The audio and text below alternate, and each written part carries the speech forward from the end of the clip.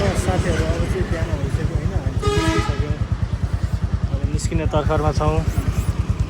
के छ सोल्टी, 2 शब्द राख्दैन। हाम्रो अब पोखराको बसाइ खत्तम भयो होइन, फर्किने बेला फेरि बसिन्छ होला। अब अहिले चाहिँ हामी एकदम तयारीमा अब होइन निस्किहाल्यौँ। अब 6 घन्टाको बाटो छ।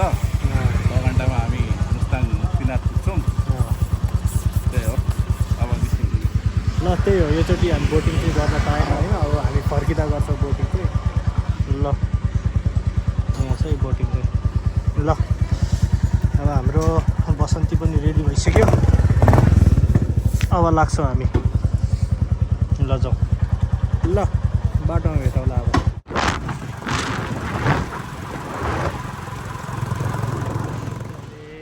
बाटोमा खाजा खानालाई एकछिन ब्रेक लियो होइन, सर्ट ब्रेक।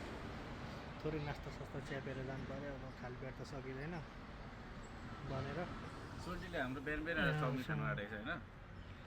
हेरौँ अनि यहाँ चाउमिन आइसक्यो। सोल्टी चाहिँ टकी हाल्दै हुनुहुन्छ। सोल्टीको चाहिँ मोमो आउँदैछ। त्यही हो, अब घाम चाहिँ डह्रो लागेको छ यहाँ। घाम चाहिँ बर्छ। बाटो पनि एकदम क्लिन सफा। बेस्ट टाइम हो यो चाहिँ मुस्ताङ जानलाई होइन सोल्टी। सोल्टीमा गिम्बल सुट गर्दै हुनुहुन्छ टक्क लगाएर। ल अब खाजासाजा खाएर अब बाटोमा भेटौँला फेरि।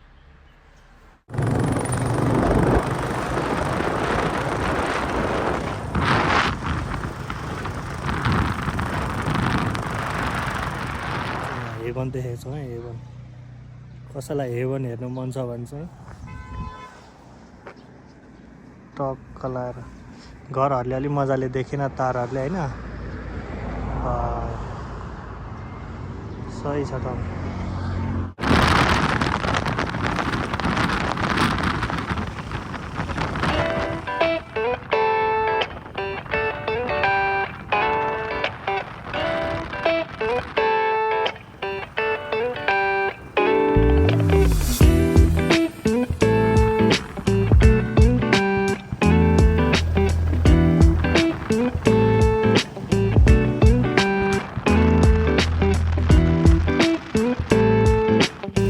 ल गाइज, हामी चाहिँ म्याग्दी जिल्लामा प्रवास गर्न आँटेको छौँ। बेनी म्याग्दी खोला छ। छक्क लगाएर ल म्याग्दी छिरिसक्यो। अब पुग्छ हामी मुस्ताङ। 80 किलोमिटर छ। 80-85 लगभग। अब हाम्रो 2 बजे पुग्ने टार्गेट छ। अब हेरौँ कतिखेर पुगिन्छ। सायद छिटै पुगिन्छ होला। ल बेनी कटिसक्यौँ होइन, बेनीको सहर। अब सिधै अब 1 घन्टामा चाहिँ पुगिन्छ होला मुक्तिनाथ। यहाँ चाहिँ किन रोकेको हामीले? यहाँ चाहिँ हामी एउटा सेपरेट काम छ, त्यही भएर रोकेको। सानो काम छ यता हाम्रो। यता जङ्गलतिर काम छ एउटा। आफ्नो इन्जिन तताउनु पर्यो। अलिकति भारी भयो, अब अलिकति हल्का भइदिनु पर्यो होइन। ल ल सोल्टी चाहिँ पुगिसक्नु भयो। अब हामी हल्का भएर यसो अघि बढ्छन्। दामी छ ठाउँ चाहिँ। यहाँ चाहिँ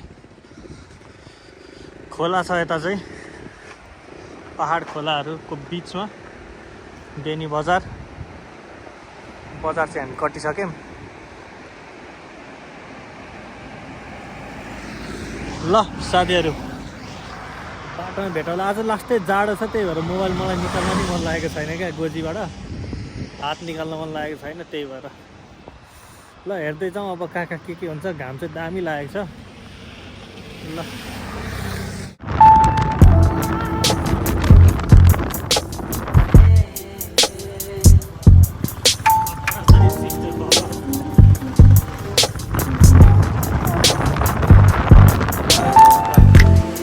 फोटोसुट गर्नलाई हामीले चाहिँ बाइक रोक्यौँ होइन।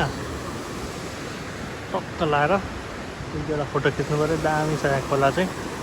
पर हिमाल दामी देखिरहेछ। ल यसो 1-2वटा फोटो खिच्नु पऱ्यो अनि फेरि जानु पऱ्यो। अब धेरै छैन, अब त 60-70 किलोमिटर जति होला।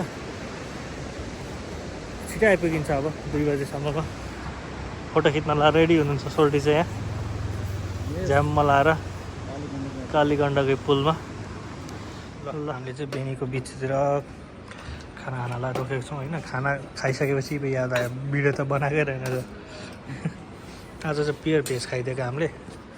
भोलि मन्दिर जानु छ त्यही भएर यस्तै हिमालको बिचमा बसेर खाँदैछौँ हामी। हिमाल पहाड बिचमा। ल मुख पनि पुरै फुटेर खुस्रो खुस्रो भयो होला, पिरो पिरो भयो हामी सोल्टी। ल खाएर फेरि आज फेरि अब छिटै पुग्नुपर्छ होइन माथि। छिटो खाएर कुदिहाल्नुपर्छ अब है सोल्टी। ल यहाँ मुस्ताङको अफ रोड चाहिँ यस्तो छ होइन। यहाँ गाडीहरू सबै फसिरहेछ। पर एक ठाउँमा डोजरले बाटो खन्दैछ। यहाँ गाडीहरू यसरी फसेर ढुट्टो भएर बसिरहेछ। अब कतिखेर खुल्छ गाडीहरू, कतिखेर जान्छ। ठेक्सा आनन्द छ, रेस्ट भयो गाडीलाई पनि। हाम्रो चाहिँ बसन्ती कुद्छ, जस्तोमा पनि कुद्छ हाम्रो बसन्ती चाहिँ। 2 सेन्टिमिटरको ग्याप हुनुपर्छ, छिरिहाल्छ। सोल्टीले छिरिहाल्नुहुन्छ होइन सोल्टी। बगाल ठाउँहरू कहाँ भन्दाखेरि यो रुप्से झर्ना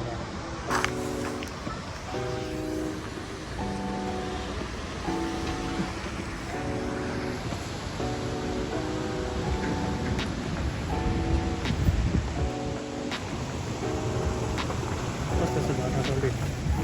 झर्ना जो आउँदाखेरि फर्स्ट झर्ना अलिकति ठुलो यही हो होइन। फर्स्ट झर्ना हामीले देखेको चाहिँ होइन। मुस्ताङ जाँदाखेरि रुप्से झर्ना।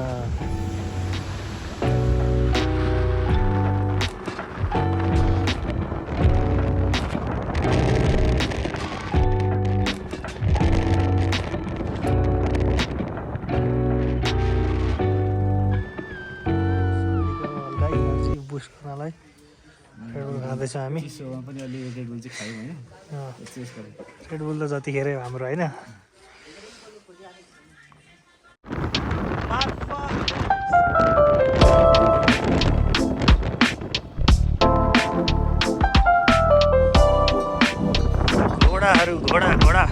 घोडा हो कि खच्चड हो? गधा घोडा होइन घोडा।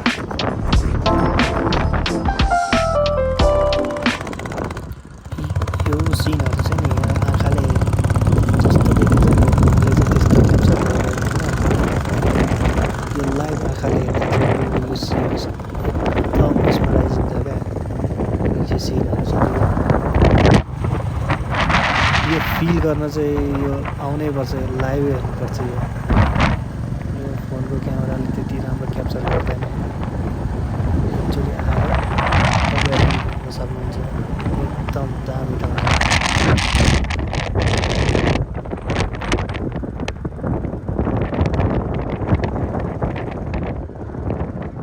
ल गाइस भ्यू हेर्नु है भ्यू। हामी कहाँ आइपुग्यौँ अब? यहाँ कागबेनी मुस्ताङ दुइटै माथि। अब 20 किलोमिटर जति छ। डोल्पा फल्याकहरू चाहिँ यताबाट जाने रहेछ। मुस्ताङ चाहिँ हामी माथिबाट जाने हो। माथिको भ्यू। ल हामी चाहिँ थाङ्ना पुग्यो होइन। 10 किलोमिटर छ यहाँ माथि। यहाँसम्म यहाँ चाहिँ एकदम धेरै चिसो छ। उपर चिसो छ उपर।